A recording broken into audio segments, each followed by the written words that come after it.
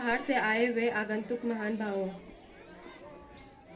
कश्मीर जिसकी सूरत है कन्याकुमारी जिसके चरण, कश्मीर जिसकी सूरत है कन्याकुमारी जिसके चरण, शहंशाहे ताजमहल जिसका हृदय है, ऐसी इस पावन भूमि पर उपस्थित आप सभी को मेरा नमस्कार। अंसल आज मैं खुलकर कहना चाहती हूँ और आज आप समझकर सुनेंगे। महोदय, आज़ादी के पहले देशभक्ति के मायने कुछ और हुआ करते थे और आज़ादी के बाद कुछ और हुआ करते हैं।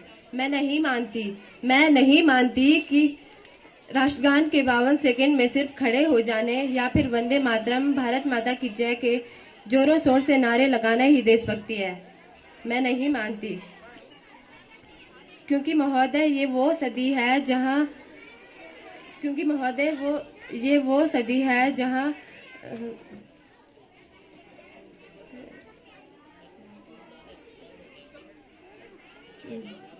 शहीद एवं स्वार्थ से रचित लोग मुझे नजर आते हैं।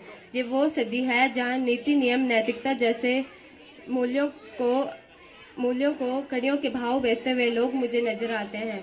ये वो सदी है जहाँ सत्य, असत्य, सदाचार, समरसता, सादगी एवं स्नेह जैसे आदर्शों की धज्जियां उड़ाते हुए लोग मुझे नजर आते हैं। जिस घर में दो भाई शांति, स्नेह एवं अमन के साथ बड़ी मुश्किल से जीते नजर आते हैं, और जिस देश के युवा फेसबुक एवं व्हाट्सएप जैसे सोशल साइट पर चैटिंग, सेटिंग एवं डेटिंग के माया जाल में फंसे हुए नजर आते हैं।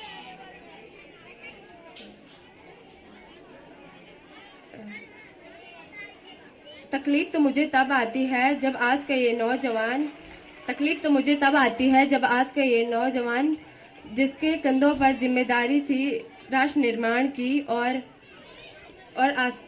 समाज की आशाओं को बांधे रखने की, वही युवा आज मुझे मोबाइल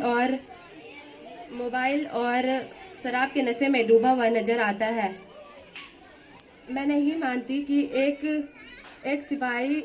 सिपाही सिर्फ सेना में भर्ती होकर देशभक्ति है। समाज की इन विपरीत परिस्थितियों में देशभक्ति हमारे लिए एक बहुत बड़ी चुनौती बन चुकी है। झांसी की रानी और शहीद आजमवीर भगत सिंह तक स्वतंत्र सामान्य वीर सावरकर से लेकर महात्मा गांधी तक ये देशभक्ति थी। अगर मैं आज देशभक्ति कहना चाहूँ तो किसे कहूँ? तो महोदय जो व्यक्ति अपने समाज देश के प्रति समर्पित का भाव रखे तो वो है देशभक्ति। कर्तव्य पालन का हर भाव है देशभक्ति। एक शिक्षक अगर ईमानदारी का भाव रखे तो अगर अपने छात्रों की ईमानदारी से बढ़ाए तो वो है देशभक्ति। एक पत्रकार अपनी पत्रकारी पूरी ईमानदारी से निभाए तो वो है देशभक्ति। एक बीमार बुजुर्ग को दवाई दी जाए तो वो है देशभक्ति। तभी तो एक देशद्रोही भी समझ सकेगा, अगर तू दरिंदा है तो ये शमशान तेरा है, अगर तू परिंदा है तो ये आसमान तेरा है, अगर तुझे भाईचारे से रहना है तो रह जमी पर, वरना ये कब्र भी तेरी है और कब्रिस्तान तेरा है। और मैं आपको बता दूं कि आज हमारा देश महिला सुरक्षा में 4थे नंबर पर आता है। हम एक ऐसे समाज में रहते हैं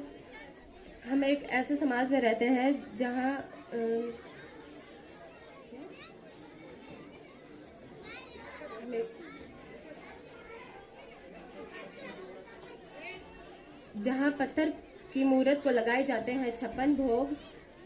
हम एक ऐसे समाज में रहते हैं जहाँ पत्थर की मूर्त को लगाए जाते हैं 56 भोग, और एक गरीब और भूखे नंगे तड़पते सो जाते हैं लोग।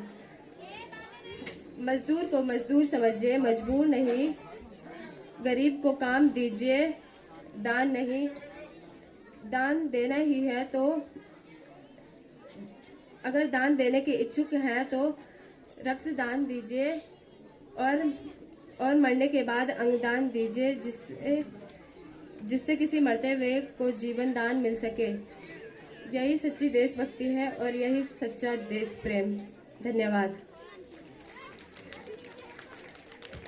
मैं धन्यवाद देना चाहूँगी नूतन नौटियाल का